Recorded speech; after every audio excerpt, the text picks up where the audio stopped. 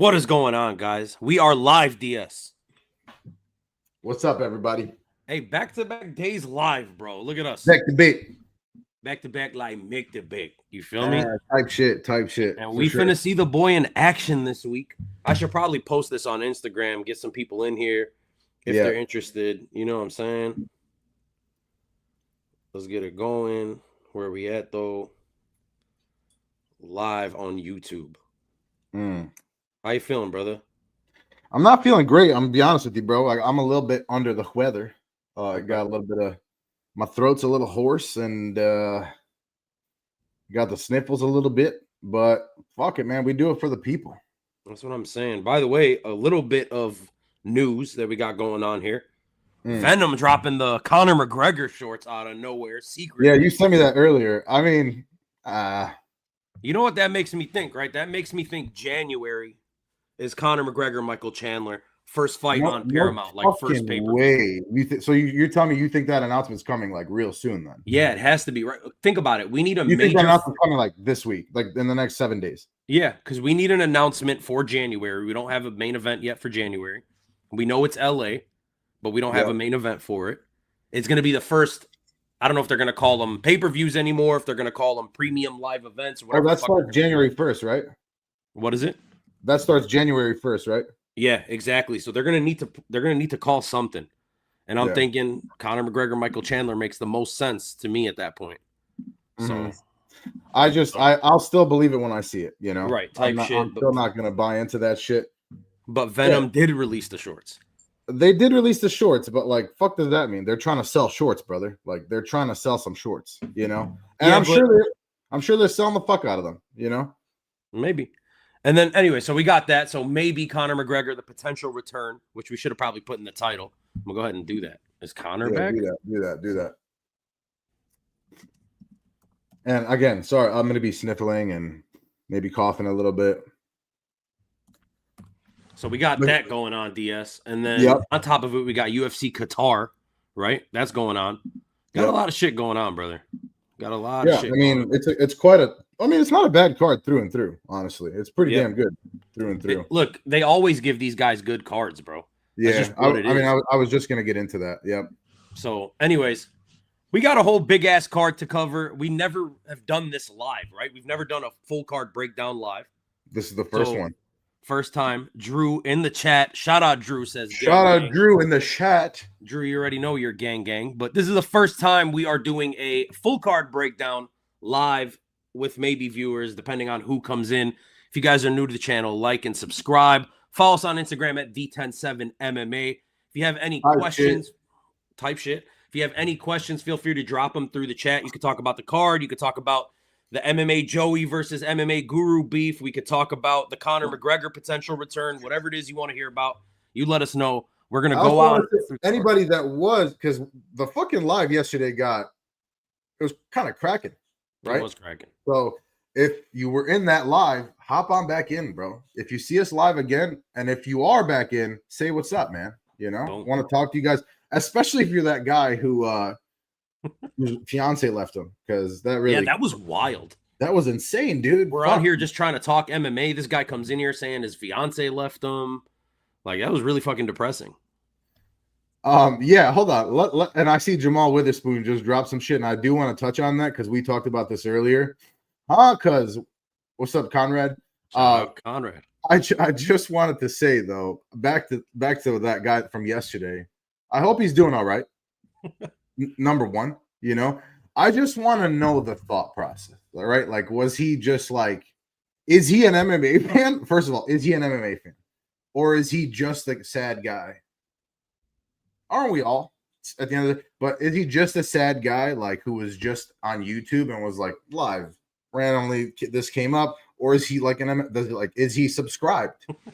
You know, like, I don't know, bro, but because he had to get that shit off his chest for real, like, clearly. And you know, shout out him. I hope he's all right. Jamal Witherspoon in the chat. DS, did you hear Bilal say the thing he said about him training with young guys? It's like the Epstein files without the sex, referring to Nacho Bahamundes and the younger brother who's like 17. fucking insane, right? That's an insane thing to say in an insane country to say it in. Like, you're Brother, not in America. in the most insane possible time to say it. Like, Right. While this shit's going on. And you're fighting Ian Gary. I don't know how much that plays into it. He's got the whole fucking cuck thing that people talk about. Like, insane, wild timing from Bilal. Just wild motions from Bilal this whole fucking week. He's out of his mind. He's trying to be cool. You know what I'm saying? Bilal's he is trying to be cool. He's got the listen, I would wear fucking like, I'll give him a pass for the sunglasses. Usually I'm like, you're corny as fuck. Yeah. But like, I'll give him a pass for the sunglasses because he does have some fucked up weird eyes, and no disrespect, respectfully. But yeah, I would wear that shit too.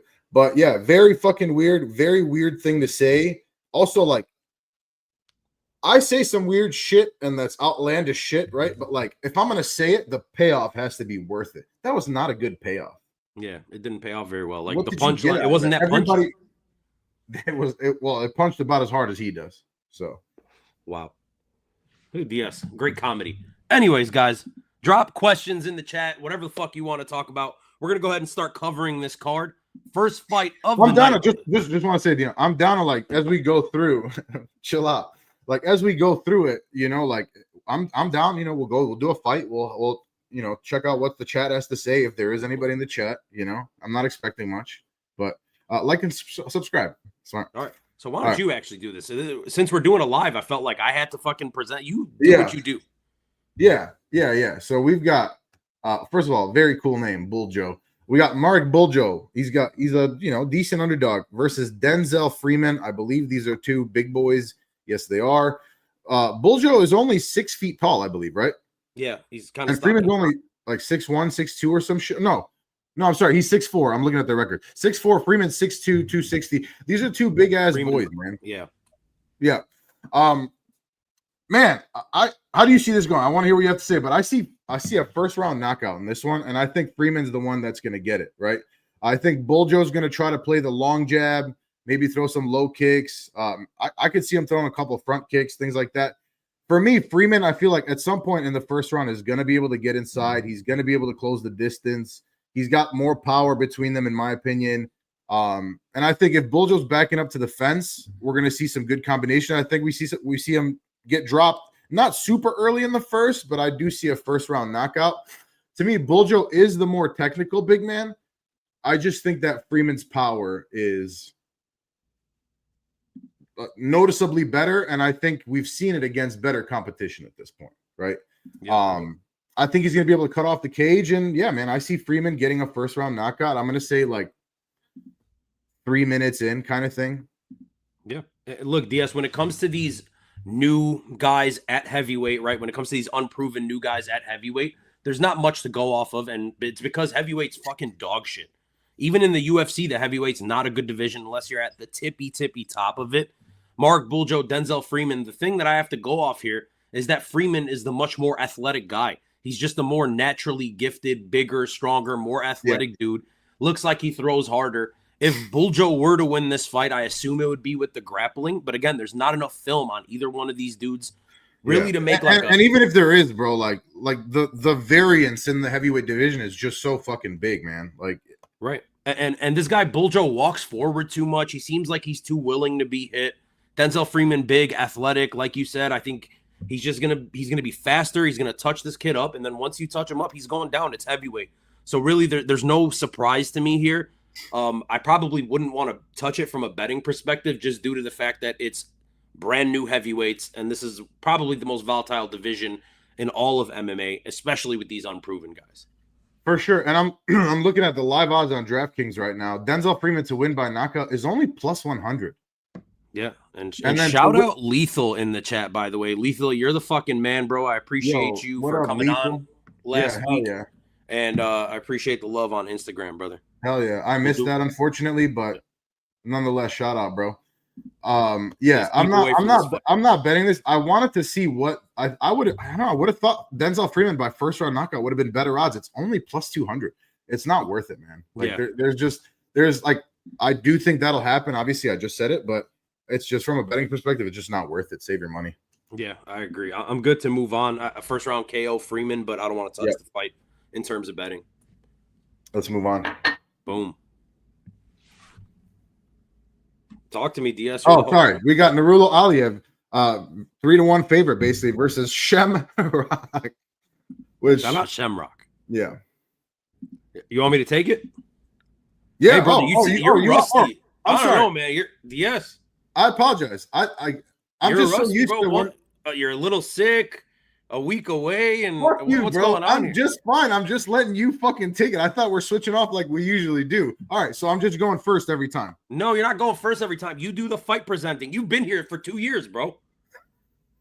You say the fight, and then we switch off. You know how the fuck I'm sorry. I'm a little sick. All right. You're not new to this. Well, I know. It's alive. It's different. All right. You know what? All right.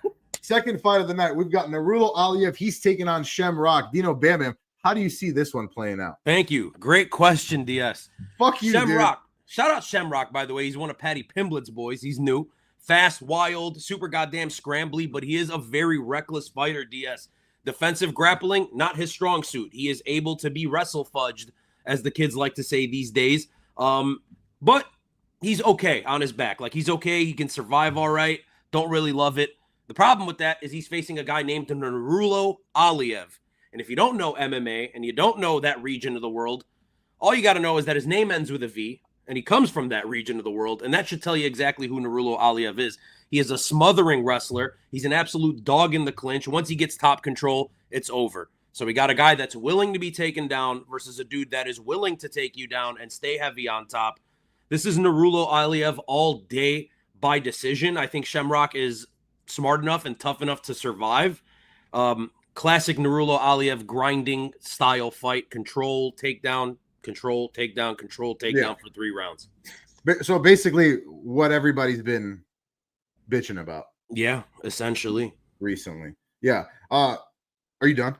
Yeah, and then real quick, Jamal Witherspoon in the chat. Time to take out a second mortgage to bet Freeman by KO. Hey, it's your money, brother. It's your money. It's your own money. I wouldn't.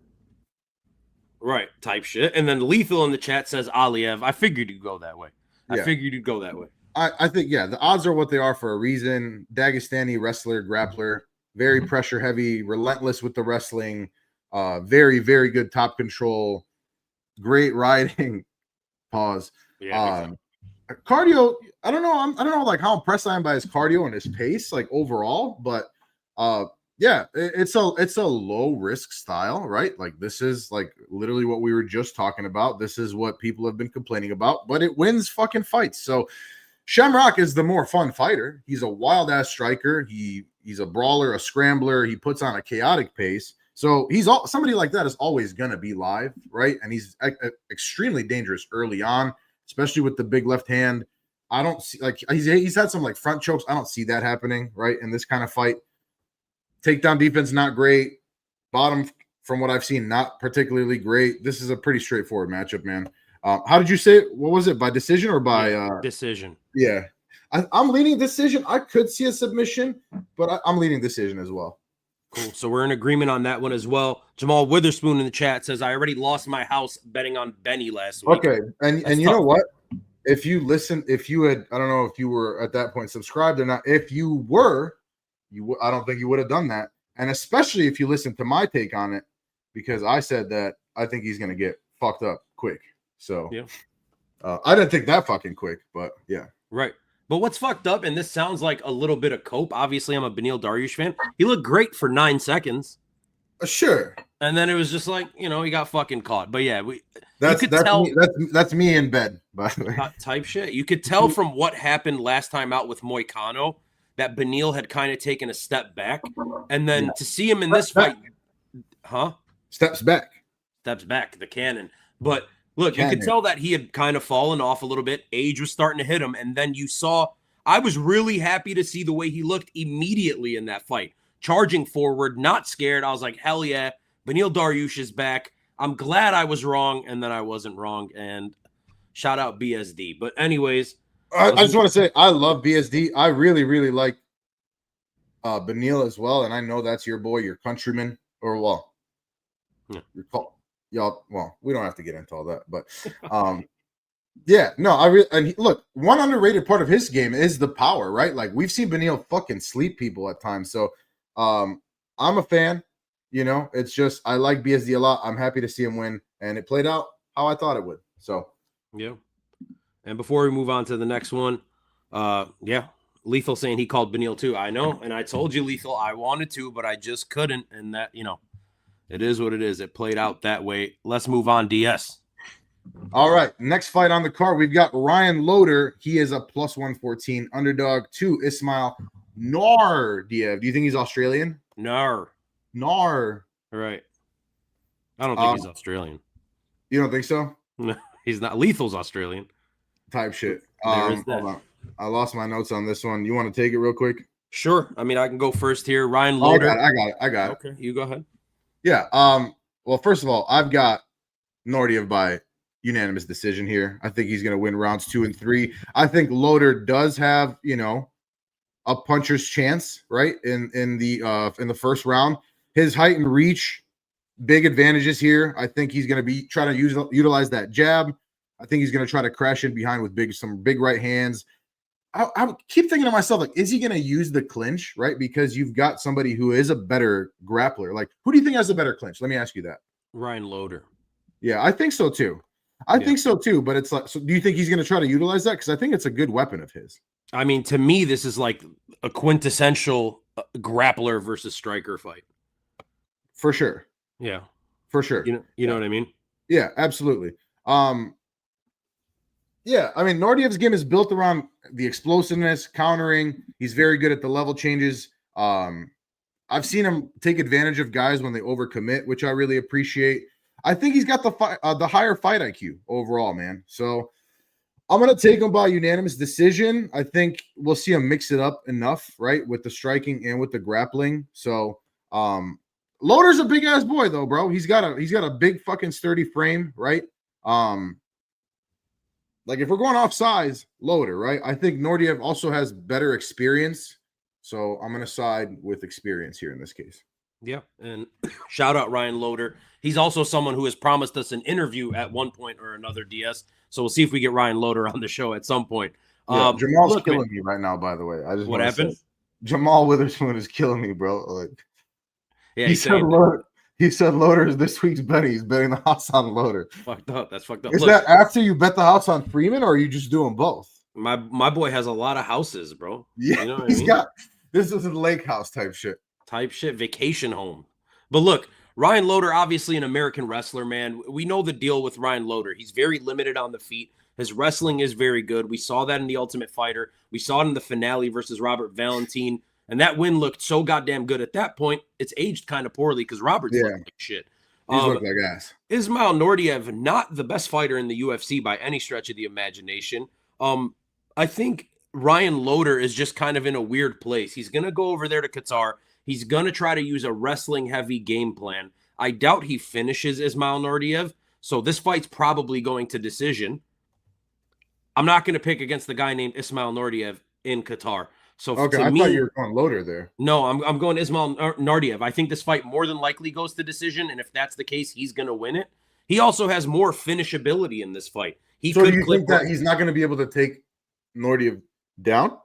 No, he might be able to take him down once or twice, but they'll get a stand-up. There won't be a lot of top control. Right, exactly. And I think Nordiev might get... Like, if there's a finish in this fight, I think it's Nordiev. We're wasting too much time on it, DS. Ismail Nordiev is not a great fighter. Neither is Ryan Loder. Sure. And yeah, stylistically, we'll stylistically, I think this fight goes to decision, so it's going to go to the Muslim guy. Type shit. Yeah. All right, next fight on the card. We got Beksat Almakhan versus your boy Alexander Topuria. Type shit. How do you see this one going? Yeah, man. Look, I think it's hard to pick against the Topuria name at this point, right?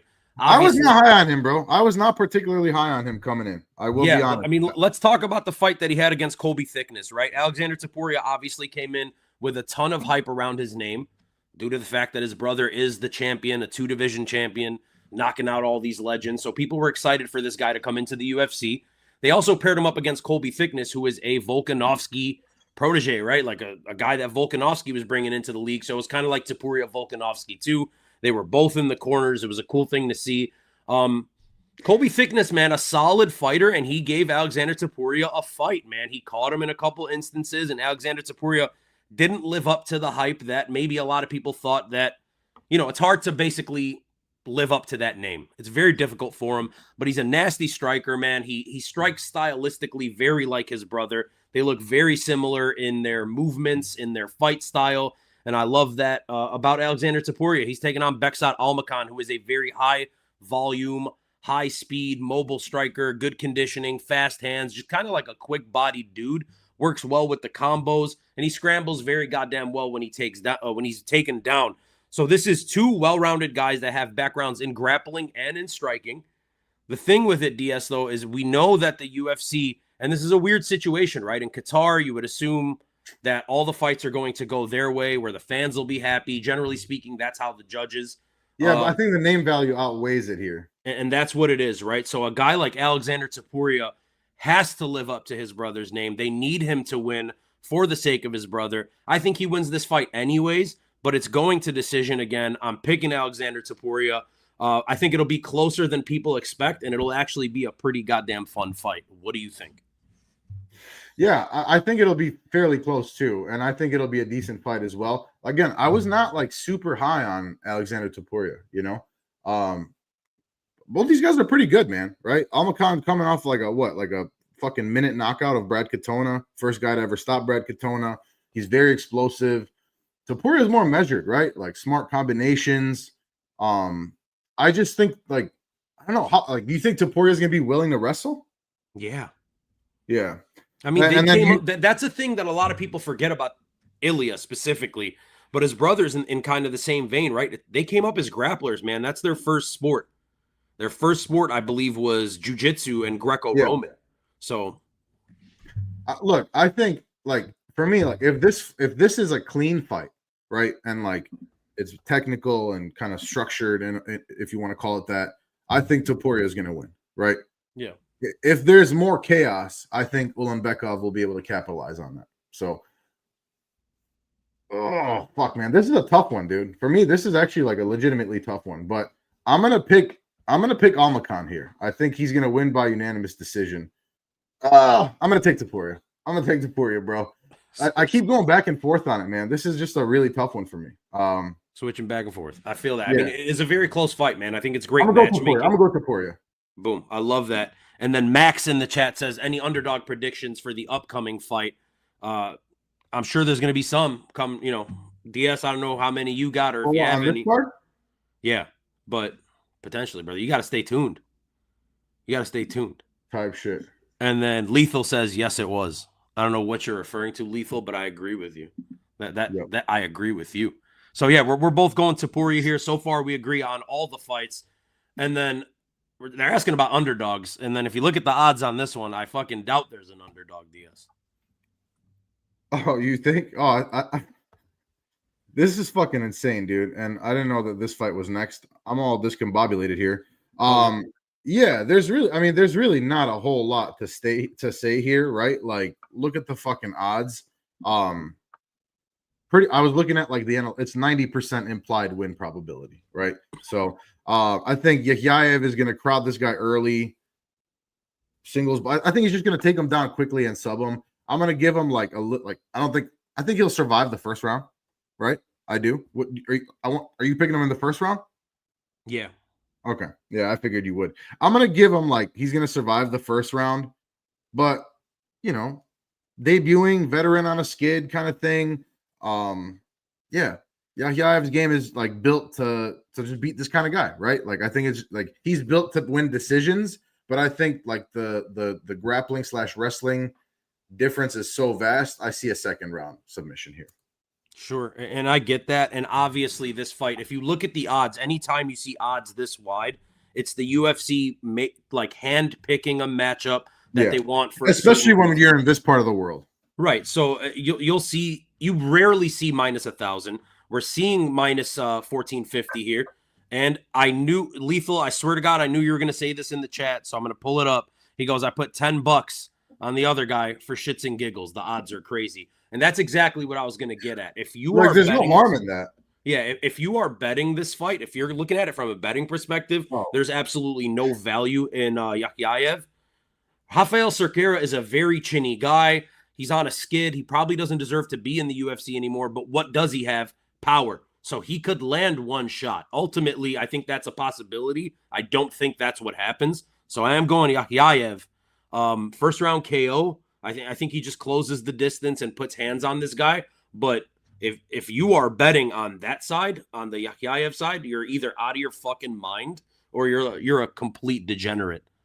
Complete degenerate. Well, for sure. I also think that like we just what's going on over here? How's your Russian, DS? I don't, man. I cannot read Cyrillic well. I'll be honest with you. So yeah, so we're on the same side here. No dog here, but I do agree you got a sprinkle on this one, just in case, because it's a guy making his debut. You never know with these dudes. Yep. No, exactly, and that's what I was trying to get at too. Not as eloquently as you put it. But we just saw Malcolm Wellmaker, and look, I think people were just sleeping on Ethan Ewing too hard. Like he's a champion, right? Like, yeah, I don't know. Like I think people were like the odds were maybe a little bit too crazy, but like I think it was just more the hype of Wellmaker, right? So I just want to say, like, look at what happened there, and I know these are way bigger odds, but it's certainly possible. Right. So don't fuck with it. Let's move on. Boom. Next fight, we've got Alex Perez. He is taking on Asu Almabayev. How do you see this one going? Yeah, man. I wish this fight, DS, was a year or two ago, right? I knew you would say that. Yeah, because you get a more competitive fight, right? Alex Perez, obviously a veteran, man. He's always been pretty goddamn fast. Great, clean boxing combinations from this guy. Strong calf kicks, underrated wrestling. He's always been a very well-rounded, high-level fighter for this division, but he has been a bit inconsistent and hittable, and as of late, age seems to be catching up to him. He's taken on a guy in Asu Almabayev who is a technician, strong grappling fundamentals, good top control, a very good fight IQ, underrated fight IQ. He does not waste energy. He doesn't make too many mistakes in his techniques, and he stays disciplined, DS. So this fight I can see, again, being scrappier than a lot of people think it is, but ultimately I have to go with Asu Almabayev, just the younger, especially younger in the game guy, versus a veteran that we've kind of seen falling off. So give me Asu Almabayev by decision. I think Perez has his moments early, but eventually the control and the pace of Asu Almabayev catch up to him, and he gets himself another decision win. Yeah. I don't have a whole lot to add to that, to be honest with you, man. God, Alex Perez is so good, though, dude. Like, he's just awesome. Like one of the more underrated fighters, I feel like, in the entire promotion, like at his prime, right? Like, so look, I think he's going to target the legs and body early, right? I think he's going to be able to land some of those. I just think ultimately, like the pace of Almabayev, the chain wrestling, and now, obviously younger guy. I just think it's, Perez's explosiveness is going to dwindle, and Almabayev's style is built to last, right? Like, again, this is a common theme that we're seeing with these types of fighters. So for me, yeah, same thing, man. Give me Almabayev by unanimous decision. I could see a late sub. I just think he's going to play it too safe to like really get a finish. Yeah. I do want to check the odds on I think there's some value there. Over 2.5 is minus 200. Okay. See, it's funnier. It's funny you're saying that because Lethal in the chat is saying Asu by finish. Alex is at the end of his rope, and he might be. He might. Times like when you're at this stage, every next fight could be. So you're 100% right, dude. Fucking Almabayev by decision is plus 110. I don't know. I kind of like that. I kind of do like that. And then Jamal Witherspoon. I get what Lethal's saying though. Jamal Witherspoon in the chat. I got you with the ultimate lose your money DGen parlay. He's going Shamil the Blob, Rafael Cerquera, and Ryan Loader. 3-leg parleezy if you're trying to lose your bread. How do you feel about that? Gaziev, Rafael Loader. I mean, I like the Gaziev part of it. And we're gonna get there. We'll get there soon, and I'll just ruin that for you right here, DS. I don't like the Gaziev part of it, but we move on to the next fight of the night. And why don't you let the people know who's fighting, dog? Oh, well, your boy Shagid Izagakhmaev, and he's taking on Nicholas Dalby. I love me some Nicholas. An actual Dalby. Your boy, by the way. Like actually, yeah. That's your guy right there. You love you some Nicholas Dalby. I really do, dude. And like, how about this? Like, it has usually served me well. Like, he has not often let me down, right? But you know, he's taking on a guy named Saeed at this point. So, Hey, real quick, Lethal in the chat says he's got a parlay from every fighter of that region to win. And Lethal, I'm going to tell you something a friend of mine told me a couple years back. Anytime you see any sort of Dagestani fighters or Chechen fighters on a card, whether there's 1, 2, 3, 4 of them, he's like, I parlay them every time. And about 90% of the time, I smack my parlay. So yeah, it's I mean, not yeah, a bad bet.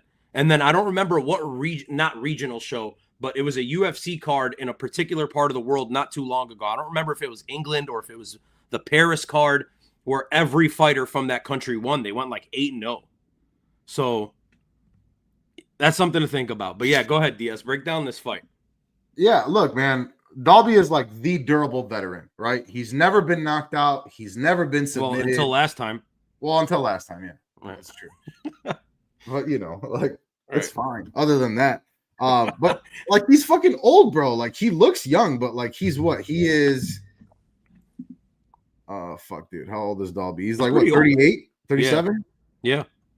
Like he's fucking old, man. So, which I'm fucking 35. I hate that I'm saying that, but still like very good cardio, relentless pressure, really good. I love his dirty boxing. I love his clinch work. That's like the first thing I fell in love with Nicholas Dalby. And what? Yeah, that's my boy. You think he's like, don't you think he's underrated? Right? Like, he's got good mentality. He's got it all. Like, Yeah. I don't know. To me, like, he's got a few weaknesses. Right? He kind of tends to start slow a little bit. Takedown defense isn't like amazing. So, yeah, I mean, again, this is like a well-rounded fighter who excels in the striking more than anything, in my opinion, and like pace. And he's taking on another dominant wrestler, grappler, right? Like the chain wrestling, the back control, the smothering top pressure. Notice again, this is a fucking trend on this entire card. So my only question with Saeed is Khmaev is how's the cardio, right? Because I know Dalby has very good cardio. So I could see a world where like he starts to gas out a little bit, but you know, is Khabib going to be in his corner? Yeah, right. I'm not sure. I'm sure he will be. I haven't talked to Khabib this week. Okay, fuck off. Yeah. The striking is fine. It's serviceable. I just think we're going to see a boring fight, dude, unfortunately, which is crazy. Like, how do you even get Nicholas Dalby into a boring fight? I will tell you this. I think this is going to be really fucking close. I think Dalby is going to put some hands on him, and he's so fucking hard to hold down. But again, kind of like the Alex Perez thing, is he a little bit too old at this point? Because especially for like this kind of fighter who excels in pace and you know, is explosive, like, we'll see, man. What do you think? Yeah. Shout out Lethal again in the chat, and I appreciate you being active, bro. Poor Dalby. I think it's not happening. Great fighter. This fight not going to be good for him. Here's the thing, though, and it's such like the world is so weird, DS, and how things play out, right? This last week, you know, since the Islam Makhachev JDM fight, the Valentina Shevchenko and Wei Li fight, and then yesterday what happened with Guru and Joey, like there's been a lot of talk about fights being boring, like grappling fights being boring in MMA. And you said this yesterday is like we've got this card coming up right after that. And of course, like as the way timing works, we're gonna end up here, and we got this new guy making his debut in the UFC in Saeed, right? And this guy is the most like you think Dagestani wrestler. Yeah, this is the fucking guy. Like he doesn't do shit else but that. He is going to wrestle fuck you. So we got this guy making his debut against Nicholas Dalby. Like you said, a very exciting fighter. You know what's crazy? Like he's got kind of like brown hair though. Right. He's, you know, there is that. That's in there sometimes. Sometimes you see like a gingery one. You know what I mean? There's like a few archetypes of these Dagestani fighters, and he is the prototypical Dagestani wrestler, except with brown hair. He's going to win this fight 3 rounds to nothing, 30-27. Jamal Witherspoon, Dalby going to get done like Benny, RIP the old heads. And it's fucked up, Jamal, and I'll tell you why, because this year was shaping up to be the year of the Unk. That's what it was looking like. Beneil got a win early in the year. Kamaru Usman beat Buckley. You know, Volk got his belt back. It was looking like the year of the Unk. And then You know, poor Benny. Poor Benny had to get done up last week. Yeah, this fight's going to be boring. Well, he as did fuck. also fucking. It's his own fault, and it's like he did not good for 9 seconds, like you said, and then he started just swinging. Like, chill out, bro. This guy's fucking special forces and shit.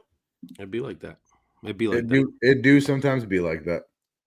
All right, but by the way, again, one thing to note: Sayegid making his debut in the UFC, coming from one championship. We've been seeing that trend a lot as of late too, where these guys that are high ranked in these other leagues come over and they don't perform quite as well. His last fight for this guy Sayegid was against a 43-year-old 47-10 fighter. Shinya Aoki. I know, dude. A legend. So it's like, I don't know. 47-10 is a crazy ass fucking record, dude. Yeah. Also, this guy really hates Chinese and Japanese dudes. Yeah, that's all he fights at one. But let's move on. Let's move on to the next fight. You said it's getting racial. We've got Luke Riley. He is taking on Bogdan Grad. Love that name. And is it me now? Sure. Yeah. Okay. Well, you're gonna have to give me a second because again, my notes are all discombobulated. It's all good. While DS is looking for his notes, guys, if you haven't, I found them. Hit the like and subscribe button. Ring the little fucking bell. Follow us on Instagram at D107MMA. We're trying to get to 2,000 subs on YouTube. Help your boys out. Type shit. Yeah, I got Riley by decision here. Not like a huge Bogdan Grad guy myself. I think he's pretty well rounded. He's got good fundamentals. He's got some nice body kicks. I think he can mix in the wrestling and the clinch work. Riley, more like a high volume boxer. Love the jab. He's walking people down. He throws good combos, chains those up.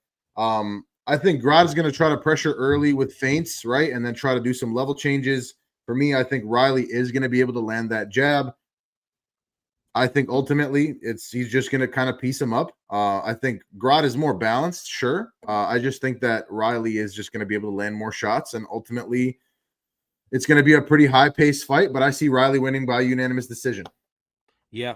And hear me out, DS. Bogdan Grad, to me personally, is one of the toughest fighters to get a read on, man. I haven't been able to figure this guy out. I don't know if I really like him or I dislike him. I don't know if I like his game or I don't like his game.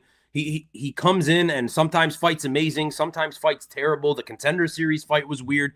Bogdan Grad is a super, super weird fighter for me to break down. I just don't get it. And there's not very many of those. That basically, by the way. What is it? Lethal pretty much just said that. Shout out Lethal, man. Me and Lethal were on the same wavelength. Like, he's a tough read for me, man. I think he could totally beat Luke Riley, but Luke Riley comes in with, a lot of fanfare. He's a Paddy Pimblett guy. So there is, there is that behind him. He's got great fast combos. He's got a killer instinct. He pushes at pace. So I just assume in a guy in Bogdan Grad, I've seen him break before, and I'm assuming Luke Riley's going to break him. I'm going Luke Riley round 2 TKO. Just volume that's going to break Bogdan Grad down. And then real quick, I want to touch on these comments. Max is saying any legacy fights. Max, I don't know what the fuck you're talking about, brother. You got to elaborate. Are you saying, are there any on this card? Are there any we see moving forward? I don't know. And then we got like when you're talking legacy, the only people you're going to talk legacy about is like champions, basically, or like people at the top of the sport. So I don't think anybody here on this card, if you're talking about this card, brother, I don't think there's anybody here deserving to even be mentioned with a legacy. Gary, Muhammad, like, I mean, it's the top 4 guys because I get it, but like none of these guys have done anything to the point where it's like, oh, we're talking legacy. For me, legacy is a conversation you start having once you are like a champion who's defended his belt a few times. Boom. And Mochilla in the chat says Bogdan Grad said in an interview that he's starting fast this next fight. Fight not to go the distance is a good bet in his opinion. I agree. I mean, I see this fight definitely not going the distance. I did pick Riley by TKO. Grad can definitely catch Luke Riley as well.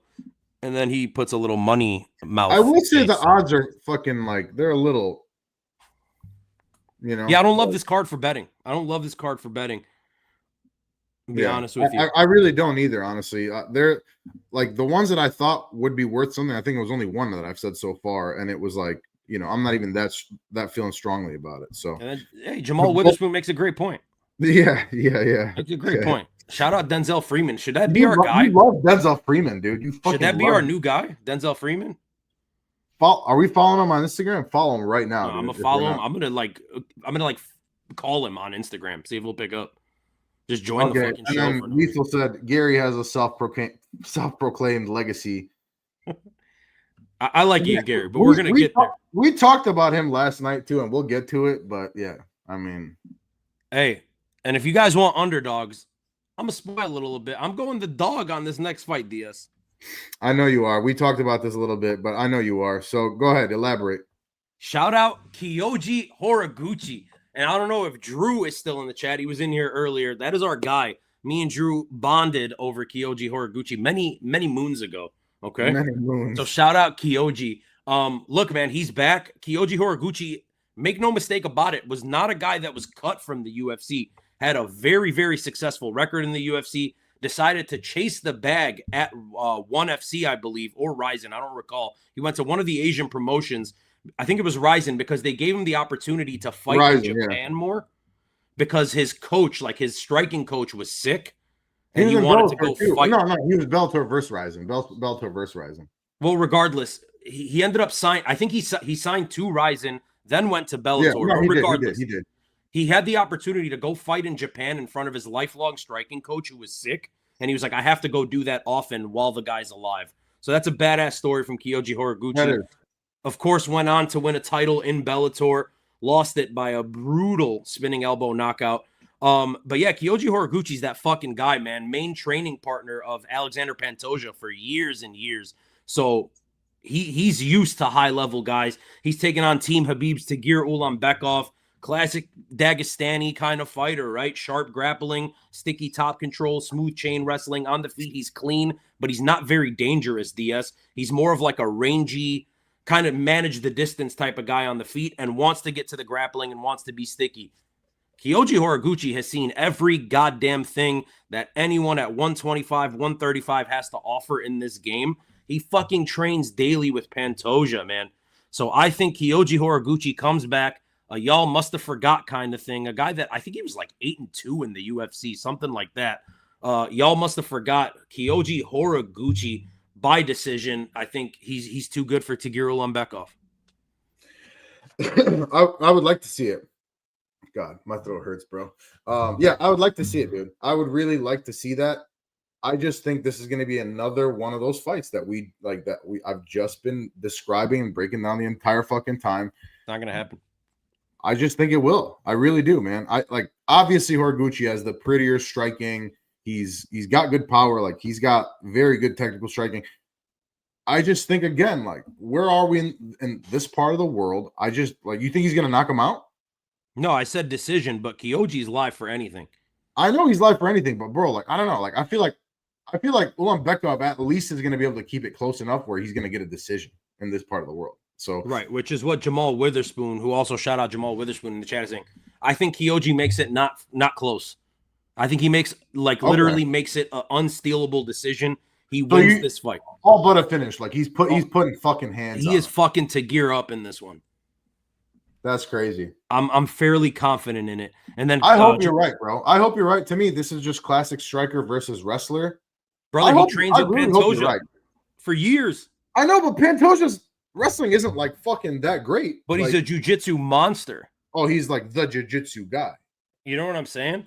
Kyoji's also that how often fucking do you guy. see these fucking wrestlers from this part, from the Caucasus, get subbed? Like, no, it's not about getting subbed. It's I know. I'm just saying, like, what is working with Pantoja gonna do? Like, I don't know. Brother, like, here's what I'm gonna tell you. Tim Elliott beat this guy by being a fucking dog. If you don't think that's true. That's Kyoji true. Horiguchi is out dogging him, there's that. So shout out Tim Elliott, by the way, friend of the I hope you're channel. right. I just want to reiterate that. I really hope you're right. Jamal Witherspoon says, I was thinking of going Kyoji, but if this goes decision, the judges aren't giving him the nod. I get what you're saying. I disagree, though. I think it'll be an ass whooping. Klaus Metzner. Well, I just want to say, if you feel that strongly about it, by the way, Kyoji Horiguchi by decision plus 240. Damn it, those should be better odds, bro. Yeah, I like Kyoji on the money line. Klaus Metzner says Hermanson's my big locked dog, brother. In advance all day by sub at plus 1200. We're getting close to that fight, right, DS? We're going to talk about that in a couple. Yeah, we are. And spoiler alert, I do like fucking Hermanson too. And then Mochila says Grod versus Kyle, fight not to go the distance. Oral by plus Asu is an absolute lock of a Parleezy. We'll see. Put your money where your mouth is, gang. You ready to go to the next fight, DS? Let's do it. There it is. And then, of course, there it is. The next fight is Jack Hermansson versus Mick the Big. What's your little rap that you do for him? No, I'm not doing it right now. You're not doing it. Okay. Yeah. How do you see this one playing out? Yeah, I think I'm going against you guys, right? So Mikdebek oral by Jack Hermansson, another fight, and you love when I fucking say this. I wish this was a year or two ago. Yeah. Because what happened last time to Jack Hermansson was a fucking tragedy. He is fucking old too. Is he 40? RoboCop DS slump him the way that he did, and then that super necessary follow-up shot. I fucking hated that. I hated that. I hated that too. I hated no reason for it. Shitty fucking move by RoboCop. Jack Hermansson, a nasty, nasty grappler. And again, you assume this fight with Oralbai is going to take place in the grappling. The only issue I see with that for Jack Hermansson is that Mikdebek Oralbai is a fucking massive dude, bro. I know he's up in weight, and Jack Hermansson has that advantage. But regardless of the fact, man, Mikdebek Oralbai is minus 245 for a reason. He's younger. He's really powerful. He's big as shit. Of course, we'll be rooting for Jack Hermansson, who, by the way, has spent years training with Khamzat Chimaev, right? He's grappled with Khamzat Chimaev for a long time, and it is what it is. So, you know, he does have that. In a grappling fight, I could see Jack Hermansson winning. So I get where you guys are coming from now, the more I think about it. But Mikdebek Oralbai has to be the pick here. I think he chins Jack Hermansson. Give me Oralbai round 2 TKO. Yeah, I totally get that. And again, the odds kind of tell the same story here. Hermansson dropping to 170. When's the last time he fought at 170? You tell me. I don't know. Yeah, but I don't know. He's got 3 inches of reach. I expect him to be like the bigger guy here, honestly. And I don't know. To me, he is the bigger guy. Yeah, like I know, but like I feel like visually he fights kind of like hunched over, right? I just feel like visually he's gonna be the bigger guy too. So I don't know, man. I feel like when I think I mean, DS, real quick. I'm sorry to cut you off, right? One thing we do need to consider: it's a 55er going up and an 85er coming down. Yeah. So there's a 2 weight class difference, but Mikdebek Oralbai was never really a 55er. No, and I was actually, that's part of my notes. I was going to touch on that, but yeah, I mean, exactly that. I think the size difference though will be decently pronounced, and I do think that like people think of Jack Hermansson like, oh, like grappling or whatever, wrestling and all this shit. Like he's a decently high output striker, dude.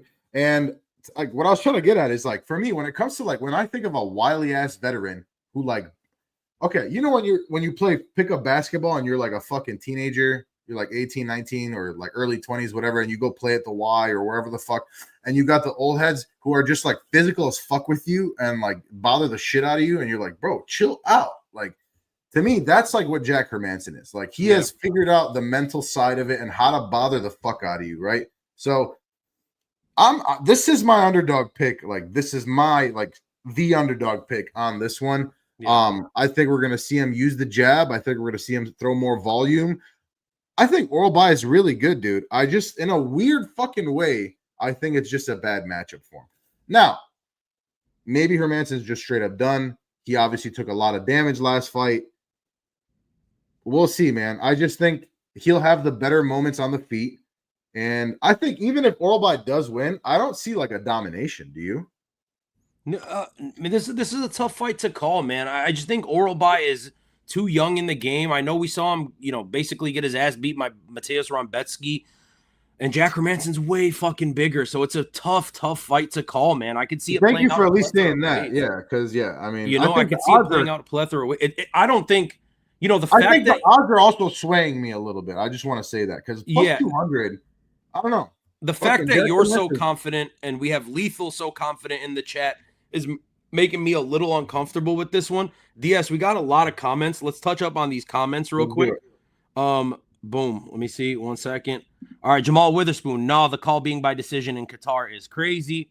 Jamal Witherspoon again. Hermansson at 170 is the new mythical fighter. Then he wants me to spit the Oralbai bars. Maybe later. Maybe another time. You gotta do it. You gotta do it, bro. Go back. Go watch our anytime Mikdebek Oralbai has fought. Yeah, it's on those videos. He does usually do it. And then Lethal's back here, and he says, crazy odds against Jack. Oralbai going up in weight is the problem, or is a problem. Best prop is the fight to end by sub at plus 400. I like that. We got E46 Triple G RoboCop sent Hermanson to the 7th He layer did. of hair. He did. And also bring up his other comment. We will. RoboCop is not oral by, says Lethal. Then he says Hermanson, a great parlay piece. I feel you, Lethal. I might sprinkle on it. And then I knew you'd want to touch on this, Diaz, because yesterday we talked a lot about the Guru Joey shit. And I'm assuming Triple G, I'm going to call you that. I'm assuming you came from Joey's community. I'm in that chat all the time, but Diaz, if you want to touch on this. No, I just want to say, like, again, I said this a lot yesterday. Literally half my family is Muslim. I'm Bosnian, right? So, like, I'm not sitting here like just shitting on. Just want to reiterate that I'm not shitting on these fighters for no reason, right? So, I think that we have seen enough instances of, and I don't think it's like fucking like they're not gonna like, oh, you got dominated, you'll get it, right? Like, I don't think it's like that crazy. I do think that there is, like, if we're mapping it, right? If we're fucking graphing it out, I think you'll see a little bit of a trend. Sure. And then Mochilla in the chat. People forgot the oral by choo-choo train. They'll be reminded this weekend. Everyone's hopping back on the train. And then I was gonna say I could absolutely see that. Despite me like picking Hermanson and I like Hermanson, I think he's gonna win. I want him to win. I could absolutely see that. And we're not seeing a bunch of those oral by memes like the caveman fucking Geico memes anymore. You know what? It's been weirdly quiet for an oral by fight week, dude. I'm saying I think it's just a hangover from what happened last Saturday. And Lethal again says the odds are fucking crazy. This is a banger fight. I'm excited for this one. This is like I feel like a lot of people don't know how good of a fight this should be. Yeah. You ready to move on, Diaz? Let's move on, brother. Boom.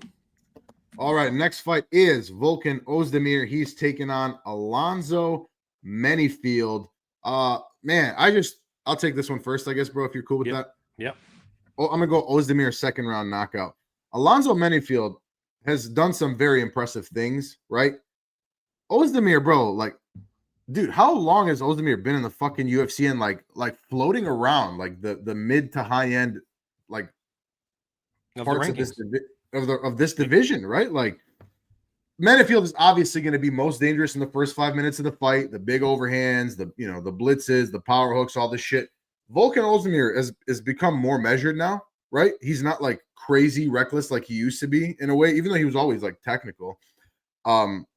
I just don't think that Alonzo Menifield has the fight IQ. I've seen him do some stupid ass fucking shit.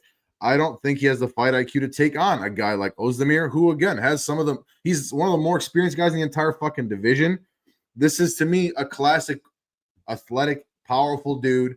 First 5 minutes, dangerous, right? Versus a veteran who's seen everything. But like, he also has fucking power, right? Like, I don't think Ozdemir is going to feel look, Menifield's always live for a knockout. I'm not saying that. I just think that Volkan Ozdemir is the type exactly who's going to be able to weather the storm, download the information, and then land some big shots eventually on his own.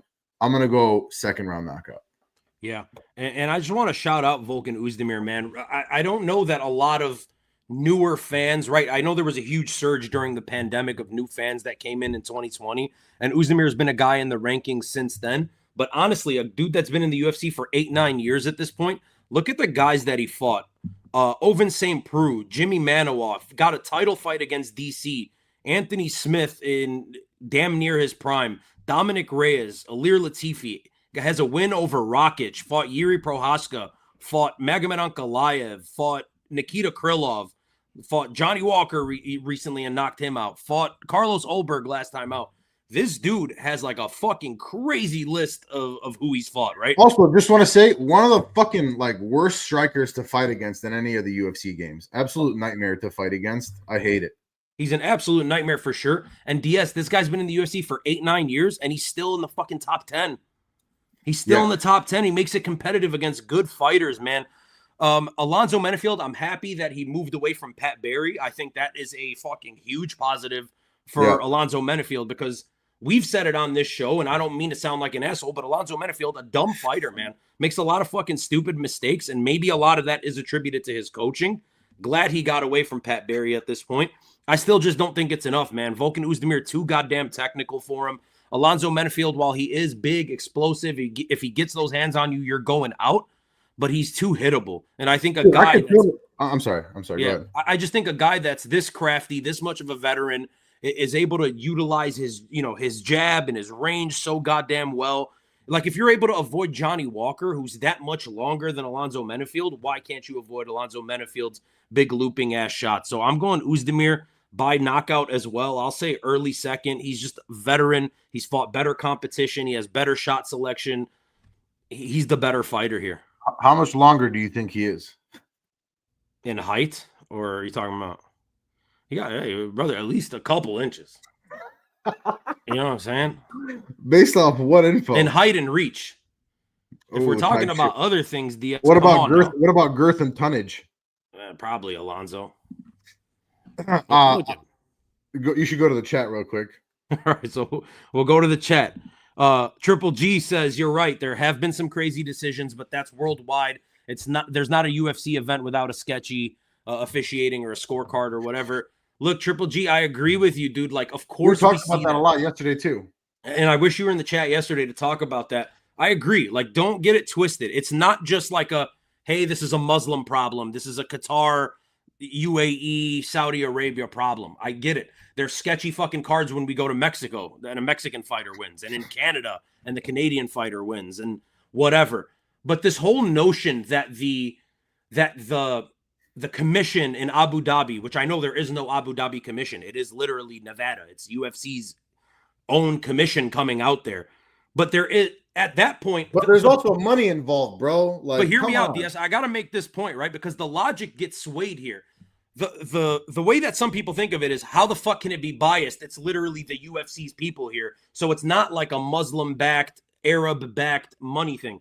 It's a UFC-backed thing. And it's like, if you don't think that the UFC is capable of cooking up their own shit, then you don't believe that that's a possibility at any time. Right. Yeah. So if you think in any way there's ever a conspiracy, there's ever fight fixing, you need a level of cynicism. Right. And if you believe that shit happens anywhere, it's happening where there is no fucking commission. Right. Wouldn't that make the most sense?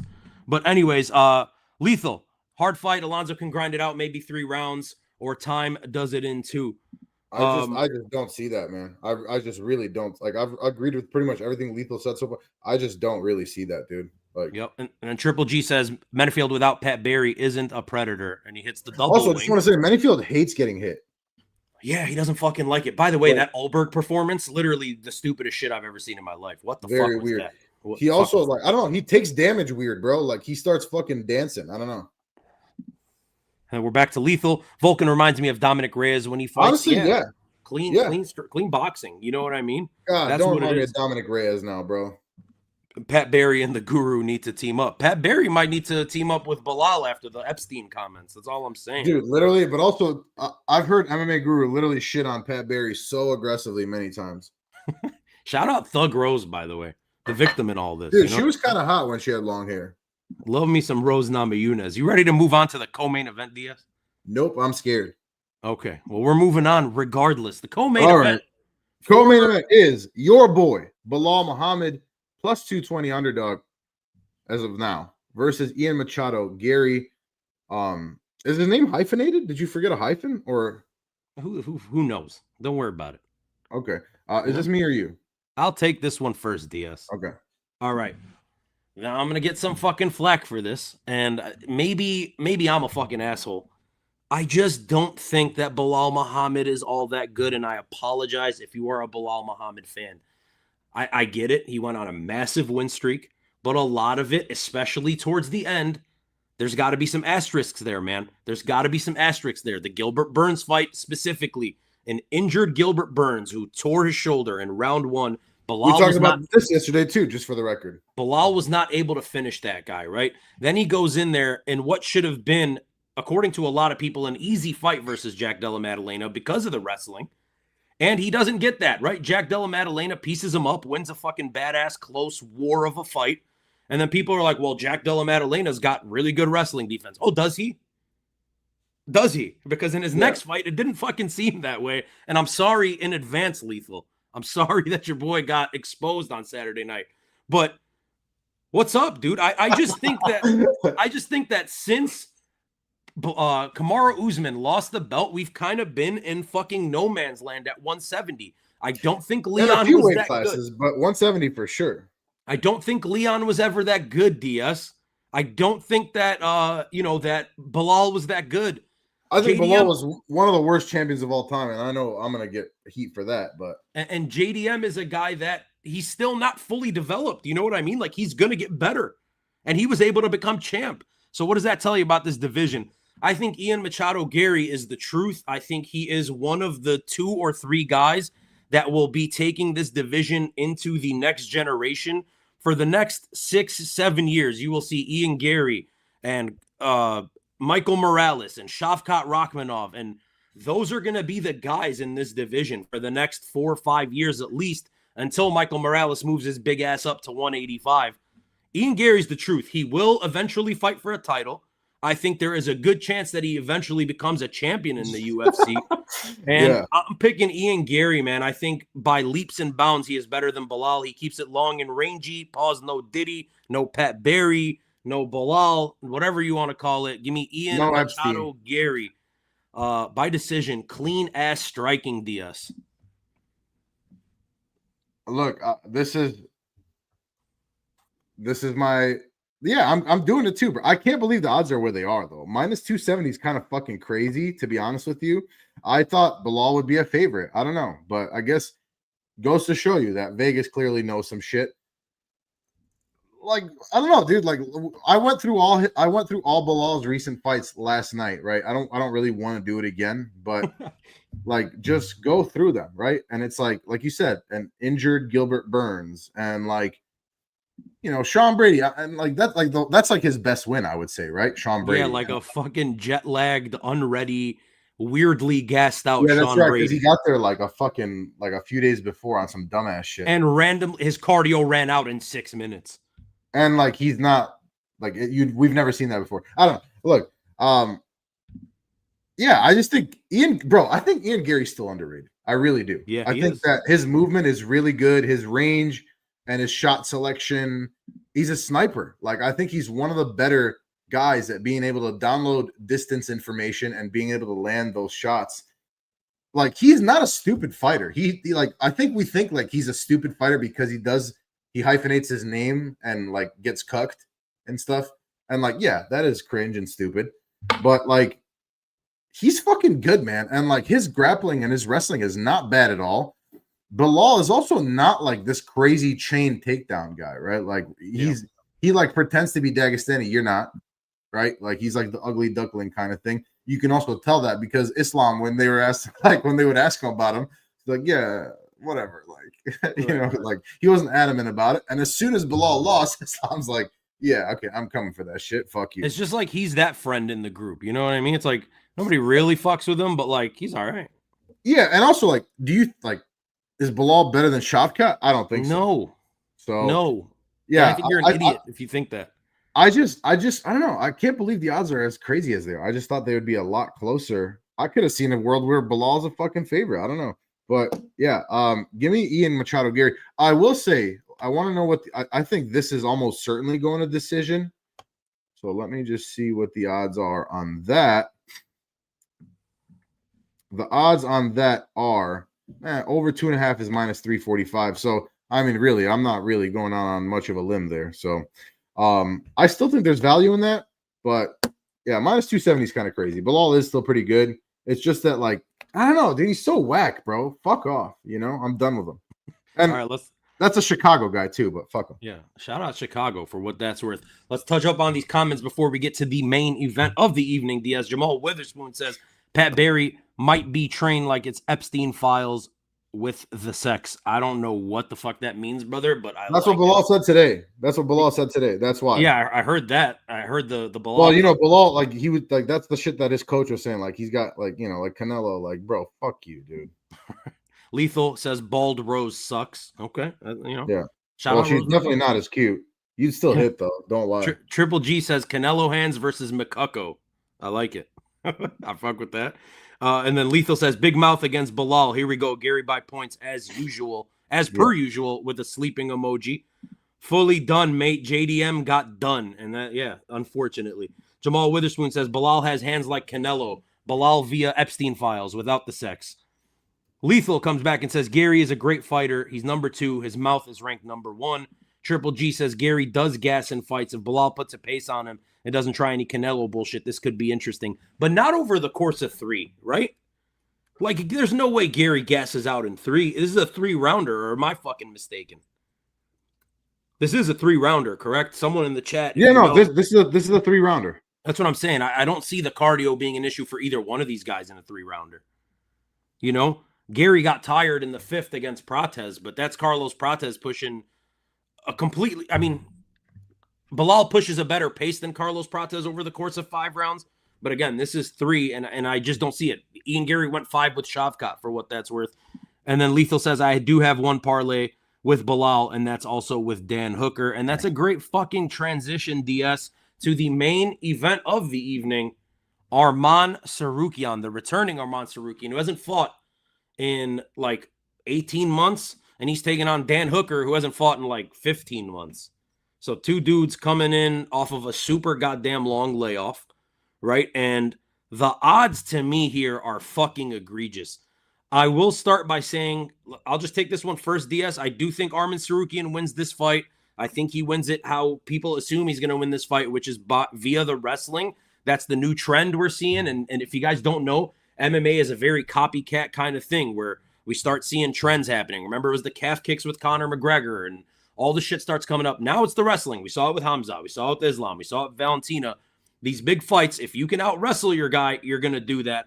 I think Arman Sarukian is so goddamn close to a title fight. With Ilia Topuria being in the building, with Paddy Pimblett being in the building, he's gonna need to win this fight. Maybe he does go out there and do some crazy shit because he may think he has to impress somebody, but minus 625 is fucking bananas, my friend.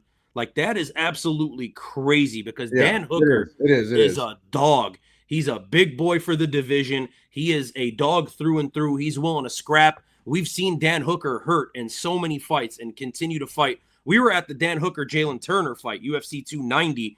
What a fucking performance. Like, what a gritty, tough-ass performance. What a fight, by the way. Dan Hooker is a dog. I think he has more dog in him than Arman Sarukian. I just think Arman Sarukian's wrestling is going to be too much for him. So give me Arman Sarukian by decision. I think it's safe, but I don't want to touch minus 625. DS. Pretty much the same thing, man. I think it's safe too. I got him by like a 49-46 or 49-46 or like a 50-45. I've got like, pretty dominant decision here. I could see like a late round TKO or, like a 5th round TKO. I don't really see it, but I could understand it, Yeah. Look, we know like what the biggest difference here. It is the wrestling, right? And also this motherfucker is so flexible, dude. But it's like Arman, he has the wrestling, but he also has pretty fucking good striking. He doesn't have the dog in him, and maybe he doesn't have the raw power that Hooker has, right? I want to see Hooker throw some knees up the middle, man. I want to see him. Like, I think Hooker needs to keep it all like tight, right? Like, I think he needs to keep it tight and down the middle. So I think if he wants to have a chance to win this fight, some good knees and entry with the knee up the middle. Obviously, like, man, that's the thing too, is like the threat of the level change is always like what causes the issues here, right? Mm-hmm. So I just, over 5 rounds, bro, I just don't fucking see a way. Like, how, like, you're gonna stop Arman Sarukian's wrestling over 5 rounds? Like, you're not gonna do that, dude. You're just not gonna do that. So, and it's not just the wrestling, it's the pace, the cardio, like his top control is pretty good. Like, Hooker has got more dog in him, like you said. He's got more raw power, and he's always live for a knockout. And he's a fucking, like, he's Gaethje levels of like entertaining. It's just like, he's one of those guys, no doubt, man. Like, okay, exactly. Like, you want to show this may not be the Hooker fight to show your like casual friends, but like your friend who's like maybe not like you want to support a fighter, support a fucking Dan Hooker. Like, yeah, his best chances. Violence early, I just don't think it'll be enough. Arman's smart enough to do that. And I just want to touch on something I said last night is like, we all just kind of let it go. Like, Ilya's like, I'm literally not fighting this fucking guy. And we're like, all right. So Arman should absolutely be next. So hear me out, DS. A couple things about Dan Hooker. Again, we were at that 290 fight. What a banger of a fight. You go back to the Dan Hooker, Dustin Poirier fight of the pandemic at the Apex. Probably my favorite Apex fight. Definitely my favorite pandemic fight. Probably my favorite Apex fight of all time is Dan Hooker, Dustin Poirier. Just an absolute war for 5 rounds. Both guys were dead. It was fucking unbelievable to watch. Another fight, man. You just reminded me. You said knee up the middle. That's like the Ross Pearson fight, and that's going way back to 2017. Ross Pearson was dipping. He was dipping a lot in that fight, man, and it was pretty apparent from the beginning. Like, you can't be doing that shit. This guy's long and rangy. And then he catches a fucking brutal knee to the chin, knocks the dude's mouthpiece out. Dan Hooker is all sorts of, like, he's all fucking limbs. You know what I mean? How can you not love Dan Hooker? He's got like Tai Tuivasa levels of charisma and like fandom, and is more exciting. Yeah. He's a fun fucking fighter, man. Shout out that whole generation of 155. A lot of those guys came from 145. You know, Dan Hooker. That Poirier Hooker fight was so fucking good, dude. So fucking good, man, and just unbelievably entertaining. Well, let's go to some of the comments real quick. Triple G says Dan Hooker via spinal damage. Apparently, he saw an interview today where Hooker said that he went for a massage. The person giving him the massage said that the other main event guy, Arman Sarukian, said no to his back because it's all messed up. I don't know that I believe that. We've kind of heard murmurs that really it was a weight miss thing. So I don't know that his back's fucked up, but maybe. Are you talking about last time or this time? This time. Damn. So who knows? But he says if Arman wins, he should get the title shot, hoping that's why they haven't announced Ilya's next fight. Must be waiting for this fight to play out. Lethal says Hooker is going to fight like a Kiwi warrior. Arman needs to finish, obviously, by sub, but Hooker is a mental case. Trust me, I do trust you. And then Jamal Witherspoon says Arman is the underdog of the week. 16% return is huge. And we go back to Lethal. Hooker versus Barbosa showed me a real warrior. Facts. Arman is no Barbosa. And then DWD313 hops in the chant. I love that because we literally say this kind of thing verbatim. What thing? Like verse like a Cardinal Marlboro Reds for like this is the shit that we like. This is how we talk. 100%. So Sakuraba versus Cardinal Marlboro Reds. Who wins? So, oh man, Marlboro Reds have Sakuraba's a fucking legend in the game. But Marlboro Reds pack a punch, dude. Marlboro Reds have been there. Oh, veteran. Oh, talk about a veteran of the sport, dude. You know what I'm saying? If we're breaking down cigarettes, that's a first ballot Hall of Fame. Okay, Marlboro Reds are basically Rory Nelson. No, dude. They gotta be. They're like Hoist Gracie. What? They're like the OG of all OGs. Oh, because they're choking you out? Type shit. You know what I'm saying? They're just an old school. I don't know. Yeah, I could see that. And then Triple G says, yeah, Hooker said it on the Mac Life. I'll check it out after we get off this stream. Lethal says crazy versus skill. DS, do you mind? Lethal, if you're available, hop on the stream, dude. Hop on, King. If you're set up, I will send you a link to your Instagram if you want to hop on and talk. What the fuck are you asking me if I mind, bro? Like, I'll be like, yeah, Lethal? You're yeah, like, no, fuck brother. Lethal, dude. Fuck this guy, dude. DWD says Sakuraba was a known smoker. Just ask Josh Barnett. Was it Keith Peterson that apparently smelled like cigarettes, according to Dom Cruz? Hey, I just want to say, like, our chats, no ball, dude. I'm saying, I like it, right? Anytime we go live, quality. I just want to like shout all you guys out. Like the quality of of ball knower that we've had today and yesterday. It's like you guys actually know ball, and I really appreciate that. So. It's badass. I appreciate it. But yeah, let's see if Lethal wants to hop on. Who knows? DS, what do you think about this card in general? Any thoughts? Any gripes? Look, I think you can kind of gather like some of my thoughts from like the if you're a kind of guy that can recognize patterns, right? Like I don't love that. Like I feel like a lot of these fights could end up being fucking boring. I think the matchups in name are good. I think the talent level matchups are good. It's just like I don't know. Like I'm concerned that we see a lot of what we saw in the co-main and main last week, and I hope that's not the case. I do think that like talent wise, it's a very good card. Yeah, I mean, of course, bro. They give these guys in this part of the world like they give this to them, and it's fucking crazy that our fight nights are generally dog shit. Like we get a US fight night and it's 1 to 2 good fights. And then the second, like after that, it's just kind of regional, like local fucking guys. And it's a shit show. You go to Abu Dhabi and you start getting fucking massive names. You go to Qatar and it's unfucking believable. Lethal says he's not set up at the moment, but he'll catch us next time. Lethal. All good, brother. It's all good, brother. You guys should follow Lethal. Lethal, drop your YouTube and your Instagram in the chat, brother. These guys should follow you. He's a sick cunt, as they say in Australia, DS. I don't know if I'm saying it sounds mean coming from me. I don't mean it that way. Well, don't say you can't say cunt like that. Well, you say it. Sick cunt. Yeah, you know what I mean? Like that type shit. It sounds fucking rude. What are you talking about? And then Triple G says prelims nowadays are better than main cards. Those guys are bashing each other's skulls for 12K. It's fucking crazy. We talked about this yesterday too, bro. It's like, did you see the video of Ewing today going back to work? No. My boy just beat Malcolm Wellmaker. And what does he do for work? Construction. Fuck. He just hops in and they're all like, yeah, fuck yeah, like cheering him on and shit. Like, let's fucking go, dude. That's kind of sick, though. It was sick. It was like a cool fucking moment, but it's I know, but it's unfortunate that he has to do that. It's fucked up, bro, but it is what it is. Malcolm Wellmaker fucking works as a construction guy, too.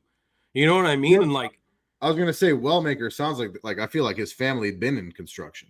And then fucking, I remember a couple years.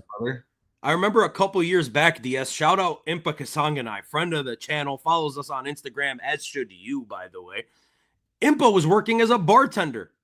Yeah. You know what I'm saying? Like these guys, Buckley was working at fucking Walgreens while he was in the UFC. That's crazy. I will go fist fight somebody at Walgreens right now, dude. But I'm just saying, imagine you go in there and you're like, I'm fist fighting someone at Walgreens. It's Joaquin Buckley. I feel like when I go into Walgreens, like it's on. So I'm kind of ready to fist fight somebody. Why? What are you doing over there? I don't know. You're Sudafed, like. I don't know, bro. I'm in that bitch. Like, actually, now that I mentioned it one time on Halloween a few years ago, I almost did fist fight a Walgreens worker because he's being kind of a little bitch. Yeah. But yeah, look, prelims, you never know, man. That's the thing. Like, watch the prelims, right? Hashtag watch the prelims. I know why they say that. And like, we talked about this yesterday, like on the come up, like Dana makes these guys be so exciting. And then, at the pinnacle of sport, sometimes it's unfortunately fucking boring. But Drew comes in and says, stay away from CVS people, though. I agree. I'm still a Walgreens guy. Oh, brother, I'm never ever in my life would I willingly go to CVS if I had the option. I've gone to CVS like 3 times. It's fucking depressing in there. He says they got nothing. Depressing. It feels like, when Kmart was still around, it felt like Kmart versus Target. Damn. Easy dub for Target. Lethal says, in Australia, we fight everywhere. I know. I fucking love Australians, dude. I love the humor. And God, Australians are sick, dude. Shout out Australians, bro. Hey, remember the Australian guy we created in the UFC game? Oh, dude. That guy was sick. That was a whole sick concept. I feel like now we've got maybe enough traction where we could do that, but we should wait a little longer. We should definitely wait a little bit. DWD says, any Sugar Sean O'Malley news, he should move to 45. He is staying at 35. I think we're going to get Sean O'Malley news for like February. Yeah. I think that makes sense if you want to line him up. We talked about this the other day too, or in person, me and you. Well, or maybe I was just looking at the conversation you and Pro Schmo Bets were having, but Harry obviously, but yeah, the UFC has to be super careful with what they do with Sean O'Malley next. That's the thing, is like if they set him up and he fucking loses his next fight, God, like it's all over. Like it's fucking over. You got to be really careful with the matchmaking. And then, again, you have to think, like, when you have, say what you will about him as a person, and like, look, he's not a good yapper. Like Sean O'Malley's like overrated on the mic, like very overrated on the mic, which is fucking crazy. But like, he still has that superstar quality, whatever the fuck you want to call it. So like, the UFC and Dana, especially, Dana's a fucking good businessman. Say what you will about him. You don't let those guys go easily. You know what I mean? There's a reason guys like Bo Nickel are like baby, right? There's a reason. Like, yeah, anytime you see that, it's they're trying to take care of the guy. And with Sean O'Malley, it's like a really fucking tight rope now, right? Beat Peter Yan. Yeah, so look, they got to be careful. They got to give him a very winnable fight, but the fight can't be just like a fucking can. It has to be a guy with some name value. Exactly. It cannot be obvious that it's like. And the positioning right now, DS, it's like I feel like both Umar and Sean O'Malley are both just fucking chomping at the bit for a Davison Figueiredo fight. I think that fight is just good enough. Like, I mean, it's a huge name. It's a former champion, multiple-time champion. He did some shit at 35, so it's like a reasonable fight. But obviously, Figgy's not the same Figgy anymore. Shout out Figgy, by the way. You love you some Figgy, dude. Love that fucking guy. Figueiredo, make the big. And then Drew, real quick, says, Klaus snaps. Yeah, Drew, you're going to love Lethal, bro. If you ever have a conversation with this guy, you'll love him. Jamal Witherspoon says, bet 100 on Armand. It's worth it. You'll win $16. Drew says, I'm so dark and twisted. And I think he was trying to say that in an Australian accent. Lethal says, "Love your guts, cunt." You see, it's mean when I say it. It's how men say we love you. Don't say it. Like, don't say it. You're saying like the hard R version of cunt. I gotta figure it out. I'm gonna, what's it called? I'm gonna like learn Duolingo and fucking do my Australian accent. We'll figure it out. I do like a decent Volk. I can't do anyone else Australian, so I feel like it's mean if I do that. Well, Volk is Macedonian. Don't get me started on that. Smart. Okay. Triple G says O'Malley is the biggest industry plant. He's that girl with the lopsided titties. What's her name? That he did an interview with. Bobby Althoff. Bobby Althoff. He's the Bobby Althoff of the UFC. Shout out her. I would crack the fuck out of her. I'm not gonna lie though. Like, if you're saying you wouldn't, like, I've seen you crack that style of woman before. He could be done with another loss, and that is the truth of the matter. That's what we're saying. And of course, Drew. We knew Drew was gonna hop in here with the Sugar Sean love because he loves himself some Sugar Sean.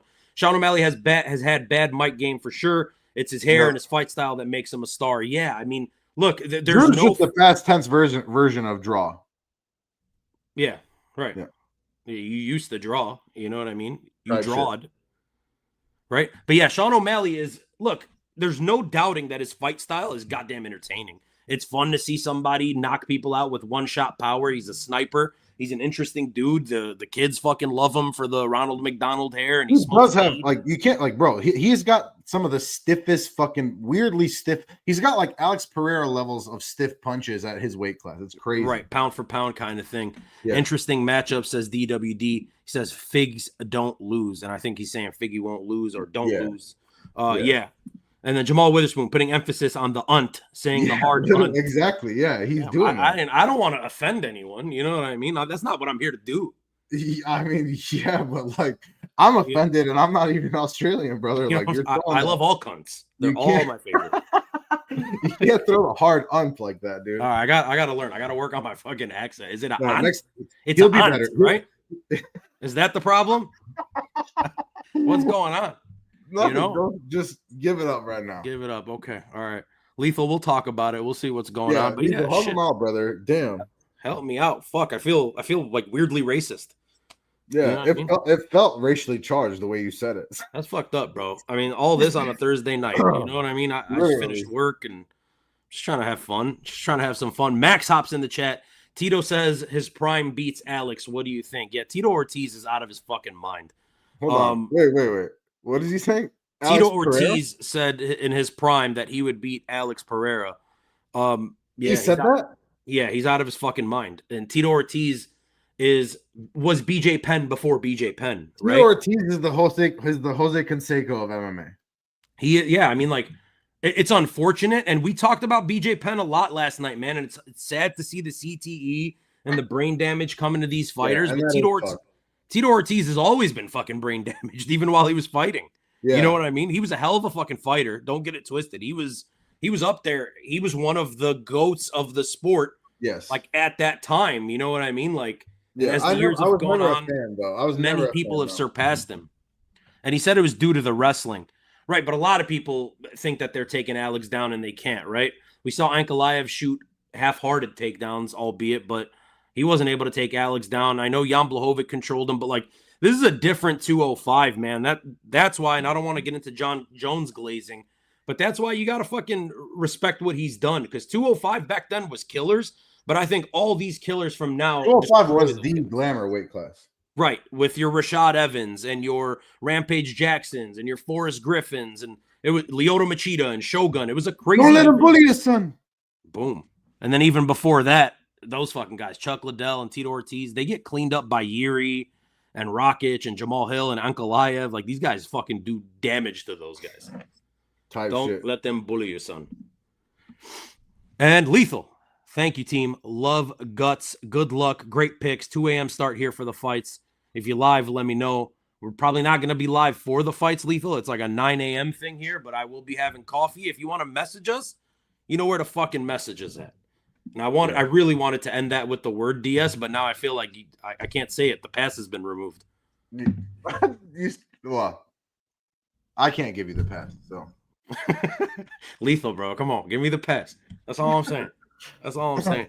All right. Anything else, bro? No, I mean, we're good. I think we went on for fucking too long. It was a fun hour and a half that we talked about. He's in, cunt. Yeah, I Hey, you can enjoyed it. fucking I fuck enjoyed you. it. You could say it.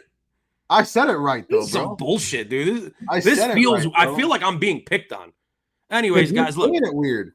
You're Fuck that. fucking saying it in a weird way, dude. No, I don't like it. Jamal Witherspoon. When Dylan was getting jumped, I Hey, heard shout out Jamal Witherspoon, dude. Jamal Witherspoon, the MVP of the chat today. Yeah, he's been I cracking mean, me up, dude. it was really lethal, but Well, for sure. but we don't know Jamal Witherspoon. We know lethal. I know, but Jamal, and no disrespect, lethal. My MVP is Jamal Witherspoon because he's had my ass rolling a few times. But anyway, when Dylan was getting jumped, I heard Leon's coach say, "That's great." Poor guy got fucking jumped by like 12 Dagestanis, bro. That's not fun. No, that's some bullshit. Hey, I ran into a group of them once. I was at Bellator, right? And I don't know how the fuck I ended up where I ended up, but I was like backstage at Bellator, like in the staircases. You always end up backstage somehow. Look at our Instagram at the 107 MMA. This you can see sometimes me. So I was sitting. It's mostly this fucking guy with every fighter that you can imagine. He's got photos with him. I was sitting down cage side, literally in between Felice Herrig and Ali Abdelaziz. Oh yeah, Felice Herrig was hammered too, huh? Felice Herrig was hammered. Love that chick. She was such a fun time. She was like hugging up on me, and Ali was. You were hitting me up to go to that, and I forgot why I couldn't make it, and I regretted it mostly because of Felice Herrig. Damn. Yeah, it was a fun time. I don't know how I ended up where I ended up, but then I was in the staircase like by myself, like this big ass fucking staircase, and it's like multi-leveled, right? So I got down, I hit the platform, I turned left, and there was a group of like 14 Dagestani guys. You got a little scared, huh? I couldn't tell you who was who, but I had just seen 2 Dagestani fights. Okay, and that feels racially charged too. It's okay. I felt like I just seen 2 of these guys fight. I don't know who they are, and they just kind of like fucking stared at me for like 4 seconds, and I just like gave them the tight lip, like you gave him the tight lip white guy smile. Yeah, I gave him the tight lip white guy smile, with the downturn nod, like this is my exit, and I went and bought some fucking $8 Aquafina. So that's what happened at Bellator. Period. Boom. Period. Yeah. So that's it. Anyways, UFC Qatar, UFC Doha, whatever they're calling it, should be a banger. 9 a.m. Central U.S. time.